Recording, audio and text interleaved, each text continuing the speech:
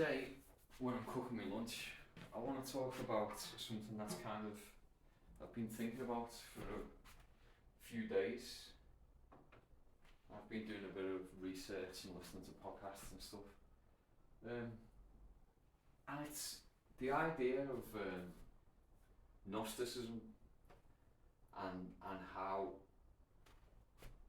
I didn't realise until recently, but a lot of like modern thought and just like the modern paradigm is actually quite Gnostic, even in a sort of secular way. So Gnosticism. So like the idea of Gnosticism, what the Gnostics believe was, I mean, it's told to us like that it was a Christian sect and stuff like that, but the actual tenets of Gnosticism like it's like very ascetic as well. So I mean, what the idea is that the Gnostics believed that like Earth was like a prison, and that it was all, your body's bad, because it's a prison. Your body's also a prison for your soul. And like, the ultimate, the only good thing about you is your soul, and everything else, all natural urges, all natural desires and everything, are just all bad. And this is kind of, we see this like in the ascetic religions as well, that are all talking about like trying to transcend the body, and it's just mind over matter, and all of that. And it kind of, I think it's something that's it's got quite deep into our psyche, because we seem to like everything's like a struggle. We approach everything like we're fighting against the body. So like going to the gym is like, it's horrible, it's terrible, and like doing exercise is just terrible, and and we all know that we all hate it, and we all just have to get through it, and it's strange, because it's quite, maybe that's something that I even thought up until kind of recently, because it's the idea that we're in a prison, sort of, it means that, like, so obviously if you're in a prison, you're not in control, obviously, because you're in prison, and so that means that, you're in a prison. What are you going to do? You've got to just save your time, so you've got to just get through it however you can, and it sort of goes exactly against my personal philosophy of self-ownership, self-responsibility. It's like the antithesis of it, and it's kind of everywhere. Even when when the movements, sort of like the body positive movements and things, where it's like it's okay to be fat and everything, it's kind of like, you were dealt these cards. This is just, your prison looks like this, and so what are you going to do about it? And it's futile. Why are you even oppressing people, trying to make them want to do something else, when it's just all, we're all in a prison anyway. What's the point?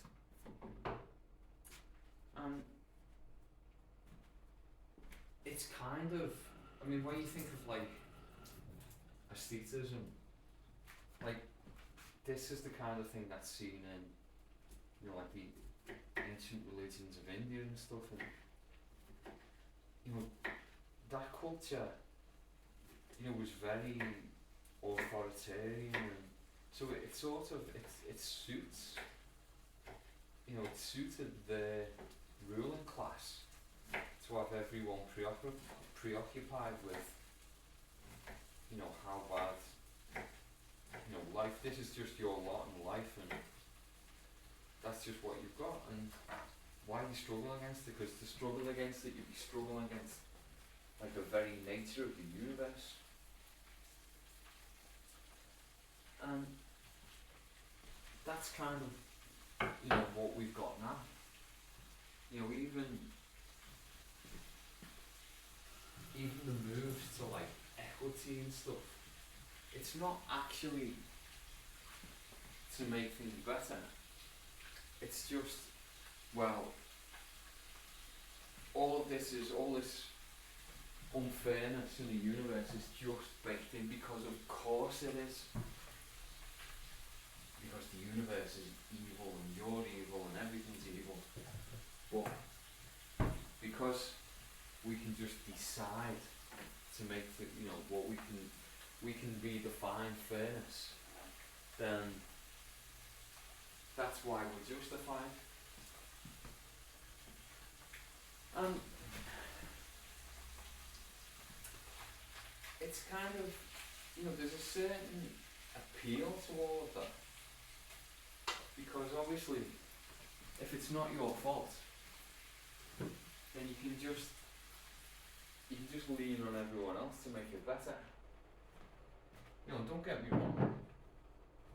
Although I'm not a collectivist, I do very much believe in, cooperation and that we should help the less fortunate. And all that. I think that's part of, or at least it's a manifestation of being a good person, is that you actually do care about the less fortunate, because that's it. I mean, fortune does play a role in stuff. It's not like, I didn't, although I'd like to think that I've made choices that have made my life better, and I'm trying to, improve and, be more logical and more coherent, or not just logical, I'm trying to like feel into things and, be, have more empathy for just humanity in general. I still have to recognise that I was born with certain attributes that, just other people weren't. My level of intelligence, at least like academic intelligence, is not, I don't pretend that it's down to me. I just, as a kid, I always hated school, but I always found it kind of easy. I never actually wanted to be there, but I figured out really quickly that you can't, well, certainly when you're a child, you can't fight that kind of authority. So you just do your best to get through it. It's actually much easier to, study. Even if you don't, the stuff that you just don't want to do. But you can't hide from it forever. That's just not the nature of reality.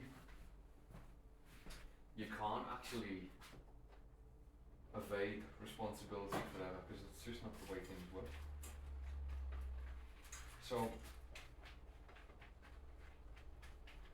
being able to, if you can just make yourself think that, this is just my lot in life, and I'm just here to just get by, or what's the point in trying to improve anything? Because I didn't choose it. It was just the luck of the draw, and that's just where that's just the cards I've been dealt. I was, although I don't want to disparage, and talk bad about the way I was raised, that was very much the kind of attitude, the way my mum was raised. So like, as you can tell, I'm from Liverpool, and so you know, all my maternal side were from Liverpool, and I don't know if I've added salt. And so they were all, you know, working class.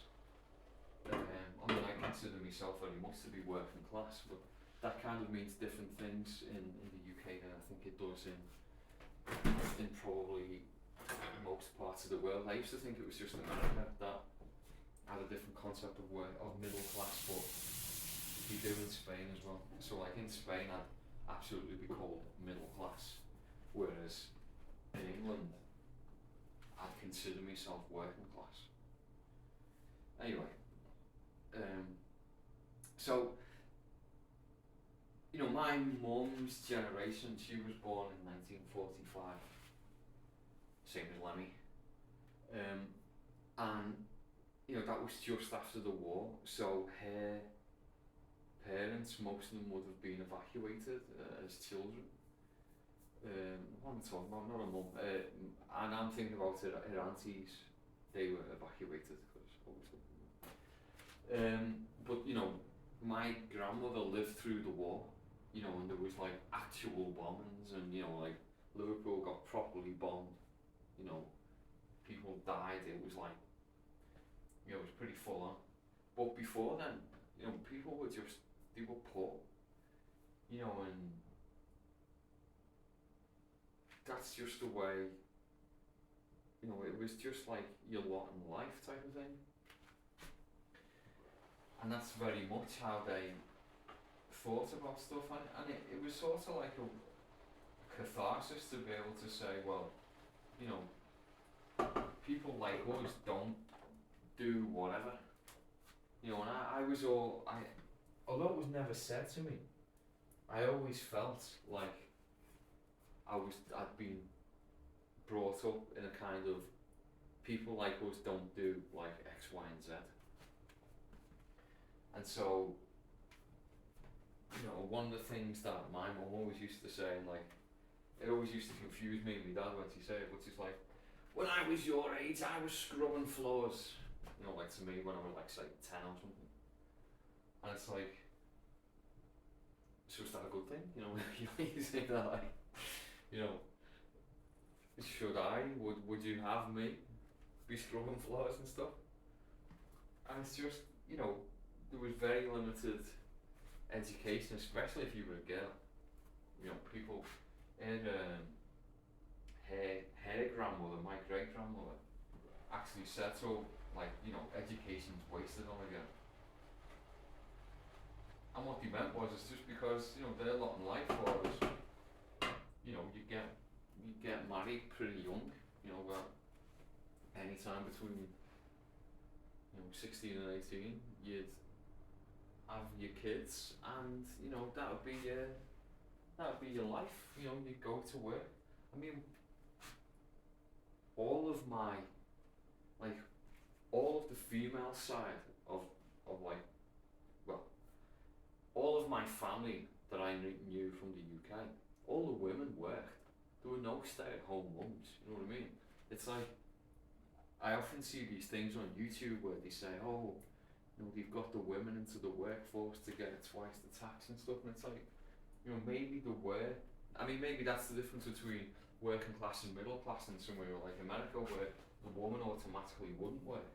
But, you know, my great-grandmother, who was born in like 1900 or something, she worked all her life. The only times when she was like a stay-at-home mum was when there was like 8 kids, and you know, there was not, you couldn't take them all to the job, like my she used to have a hand cart, so they'd like a small stall, you know, where they'd sell fruit and vegetables and things like that. You know, I can imagine that they probably, you know, when the first few kids came along, then they could just be taken along and you could carry on. But you know, when you've got like the rest of them, and you just can't. So, you know, so I was brought up at, I was the first one in my family to go to university, and it was just because no one, we just didn't. And the only reason that I had this weird experience, like of talking to some guy who I thought was a complete total loser. He was a guy I used to live with, in fact. And I think I was in second year of my degree, and I said to him, so what are you going to do after your degree? Because it was like, you could see it on the horizon of finishing. And he said, oh, I think I'll do a PhD. And I was just like, what? Surely people like us don't do PhDs. Now, I didn't say that, but I absolutely thought it. And I was certainly thinking about, you know, you don't know shit, you're rubbish at physics, you know, even I'm better than you. And that was kind of I'm actually thankful for that experience, because that's what actually made me realise, or like started some of the deprogramming, made me realise that perhaps people like me can go and do a PhD and it's fine, you know. You don't need, there's no faking it, you know. There isn't like people like you or people like me. You can either do it or you can't do it, you know. And so that's where I thought, and so it's very much an aesthetic, like Gnostic principle of like, people like us don't do that because, well, you know, you're born poor, or you know, coming from Liverpool, we don't do that kind of thing, and you know, stuff like that. And it seems strange to me now, but I was very much programmed like that, and it's just something that, you know, you can get over your own programming, but you can only do it if you actually, you know, grasp the nettle and just realise that you can take control. A little side about grasping the nettle, I don't know if anyone has know this, but you know, if you touch your nettle with your fingers, it doesn't sting. I've tried it myself, it really doesn't. You can actually pick a nettle with your fingers and then chase your best mate around with it, which I used to do. And so maybe that's where grasp the nettle comes from, is the fact that it's something that you think is going to be painful, and then you realise that it isn't at all. I don't know, that's just a little side. But anyway, that's just one of the things. So, you know, that's what we hear that all over about, you know, these Gnostic things of like the world being a prison. You know, that's like the whole patriarchy thing, isn't it? It's like, oh, you're being oppressed. You know, it's like the patriarchy is like the archons, you know, the evil ruler that's like taking control of your life, and there's just nothing you can do. You just can't overthrow the archons, can you? So, you know, so there's lots of parallels there. Anyway, my hunger has gotten the better of my patience. I don't know if this is ready yet, but I'm so hungry that I just can't wait. So, that's me for today. Well, just while I'm signing off. Actually, also had a little bit of an epiphany about these video things that I do. So, at one point I thought that this would be like the main, like this would be my main thing, but I've realised that this is kind of where I like go through a forced thinking process, because like you're talking to someone, and so you have to think on your feet and like pull out ideas and, you know, put them together. And so I think I'm going to treat this basically as like my like idea generation type thing, and my main output I think will be like some kind of long form thing. I'm going to start writing, you know, so I can do more justice to these concepts and have a lot less of the you know, like that I seem to, which is my kind of language tick. Anyway, Fran has cooked lunch, which is very similar to lots of other lunches that I do, but hey, it's just just the way I roll. Anyway, have a nice day, and I'll see you soon.